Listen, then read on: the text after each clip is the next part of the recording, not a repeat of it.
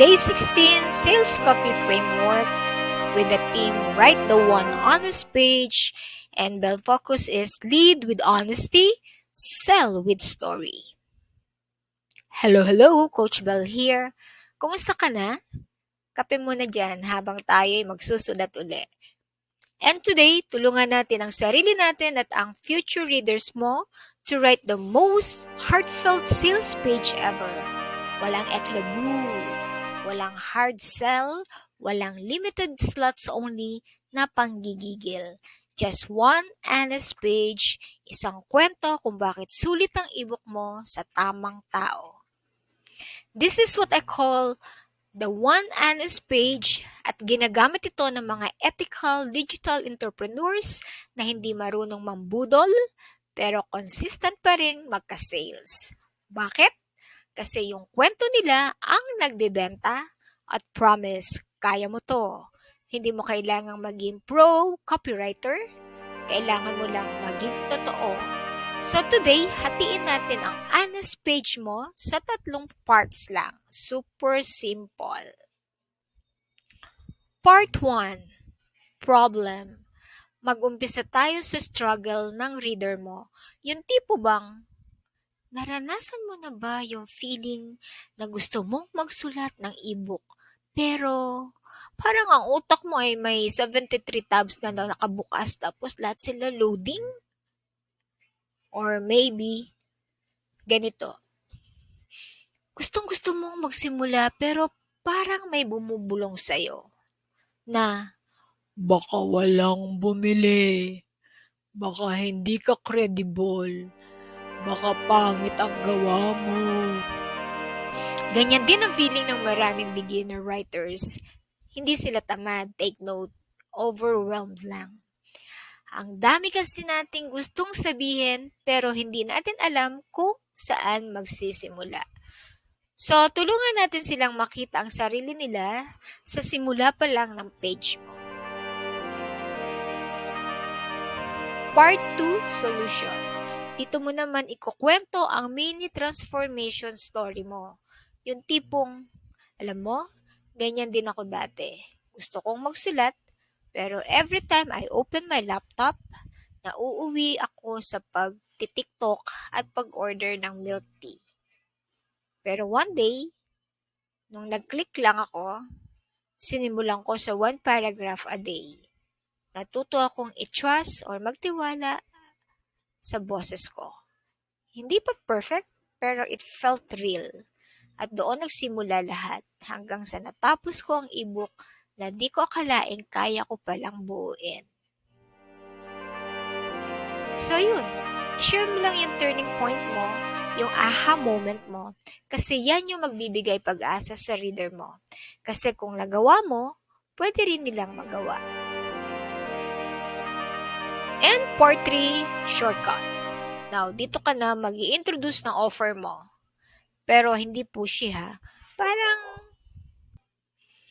Parang BFF lang na may magandang tip. Halimbawa, kaya ko sinulat ang ebook na to para sa'yo. Yung version ko noon na nangangapa pa. Gusto kong ibigay sa'yo ang shortcut na sana meron ako dati para hindi ka na maparalyze sa simula, para malaman mong pwede kang magsimula kahit feeling mo hindi ka pa expert. This ebook is your shortcut from idea to ready to sell. Ganun. Hindi mo kailangang ibenta ng todo. Kasi kung tama ang tao, benta na ang kwento mo. And for your activity, you're going to write your one honest page. Gamitin mo lang yung 3 sections plus yung ChatGPT prompts like this.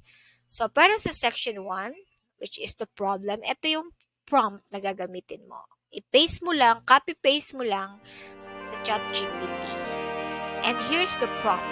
ChatGPT, help me write a short paragraph that describes the common struggle of someone who, and then insert your reader's situation in a relatable way. Ito yung example natin ng generated result ha. Naranasan mo na bang gustong gumawa ng ebook pero hindi mo alam kung paano magsimula? Yung parang may laman ang utak mo pero wala kang mailabas.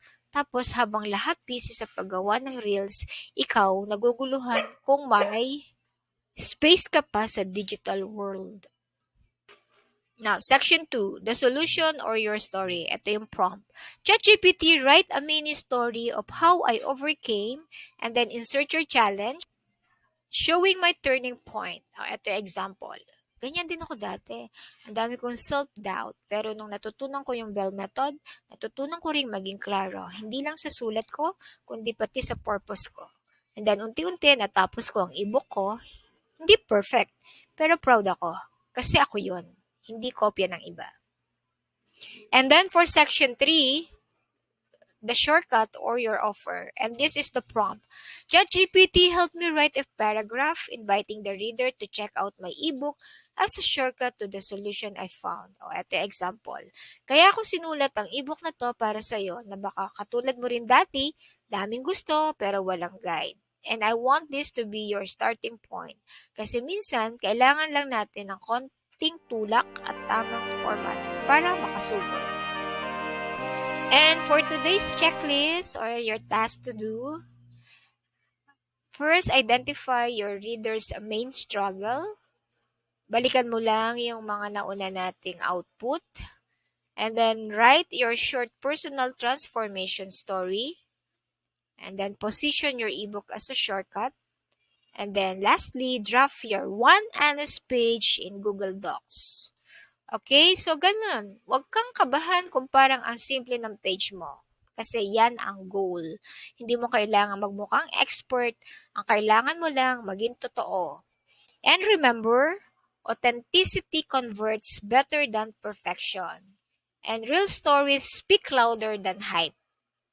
Okay, so bukas i-layout na natin yan sa isang simple pero powerful order page. Game? Let's go! One page, one honest page, para sa tamang tao. See you